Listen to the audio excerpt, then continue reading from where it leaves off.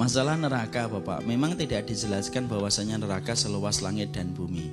Tapi kalau Bapak ingin membayangkan tentang masalah neraka, maka Allah berfirman dalam surat Al-Qiyamah. Ketika Allah berfirman kepada neraka, apakah masih cukup? Kemudian neraka itu berkata, masih ya Allah.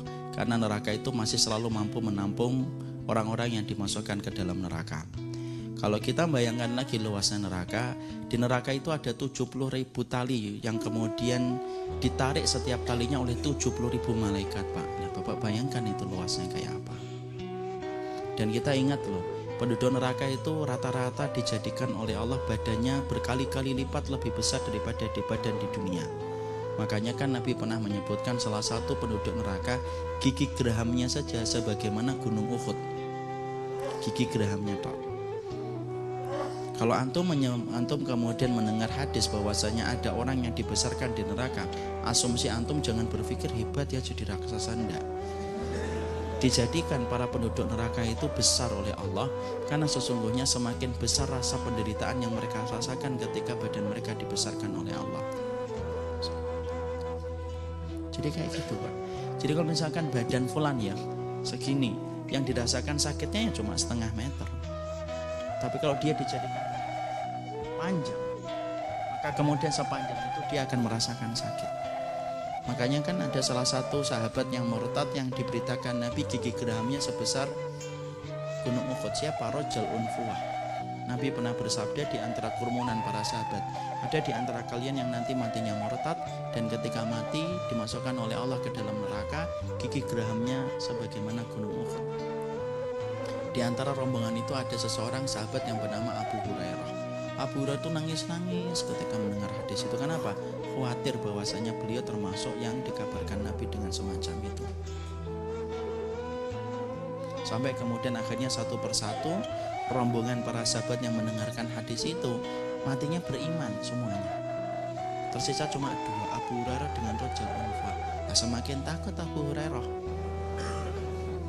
Dan ternyata ketika terjadi peperangan antara Khalifah Abu Bakar dengan gerakan Nabi palsu yaitu Musailamah Al-Kadzab, maka kemudian Rajul Unfuwah itu diutus menjadi delegasi Khalifah untuk menyadarkan Musailamah Al-Kadzab atas dakwahnya yang batil.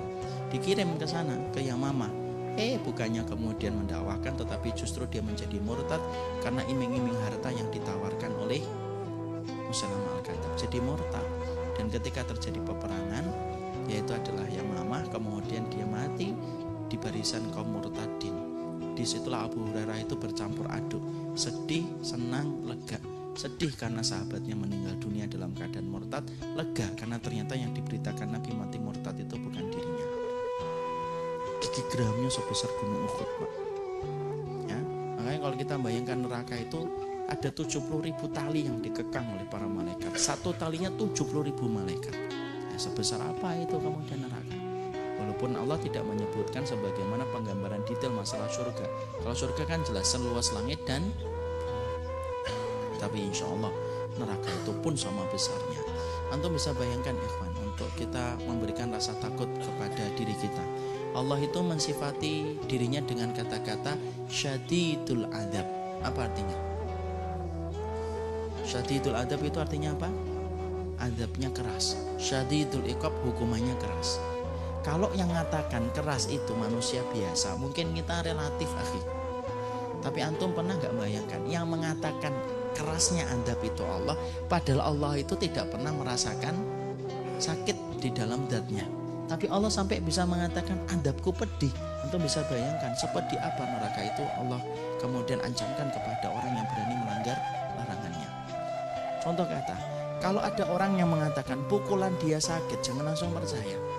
Kalau yang mengatakan orangnya itu kurus memang, baru ditonjok dikit mungkin dia akan mengatakan sakit. Tapi kalau yang mengatakan bahwasanya pukulan dia sakit, tapi yang mengatakan Mike Tyson, kita mikir ini betul-betul sakit. Sampai seorang Mike Tyson aja mengatakan dirinya sakit ketika dipukul orang itu. Sekarang kita bayangkan, Allah itu mengatakan keras siksanya, pedih siksanya. Padahal Allah itu zat yang maha kuat yang tidak pernah merasakan kepedihan. Sepedih apa neraka itu? Makanya Allah tidak pernah main-main dengan